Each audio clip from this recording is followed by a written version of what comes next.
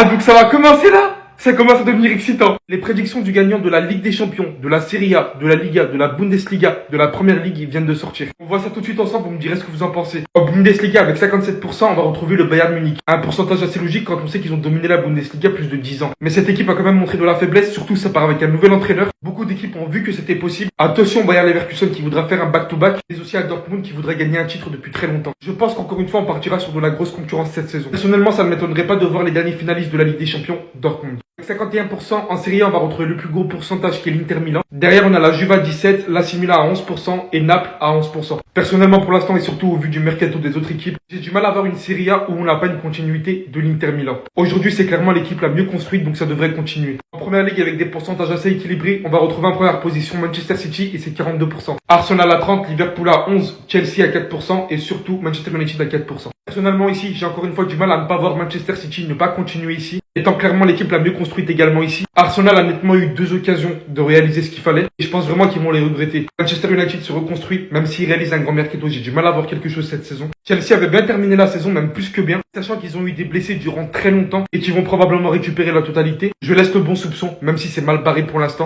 Sachant qu'il y a déjà 2 camps qui se sont créés dans l'équipe avec l'histoire d'Enzo Fernandez. La fameuse Liga et la domination pure et nette du Real Madrid et ses 58%. On retrouve le Barça à 19, l'Atlético Madrid à 9, Girona à 4 et l'Atlético Bilbao à 4. Devant l'équipe que le Real Madrid a préparée, il est très dur ici de ne pas voir le Real Madrid largement favori. Le Barça part d'office aussi avec un nouvel entraîneur, très probablement une nouvelle manière de jouer. À voir comment ils vont se présenter lors du premier Classico de la saison en amical. Bien évidemment, le reste, c'est pas gagné d'avance. On reste avec le Real Madrid largement favori. Pour finir avec la coupe aux grandes oreilles et son nouveau format, la Ligue des Champions, on retrouve City avec 25%, Madrid à 20%, Arsenal à 8%, Liverpool à 7% et le Barça à 7 également. Beaucoup d'équipes de première ligue ici, il est quand même assez surprenant de ne pas voir le Bayern Munich. Manchester City et le Real Madrid sont largement les 2 favoris. Depuis d'ailleurs maintenant 2-3 saisons faciles. C'est vraiment le choc de la finale ces 2 équipes. Maintenant à voir si une certaine équipe est capable de nous réaliser un exploit ou une surprise. Mais personnellement, j'ai du mal à voir une autre équipe que le Real Madrid ou City encore une fois. Dites-moi ce que vous en pensez dans les commentaires.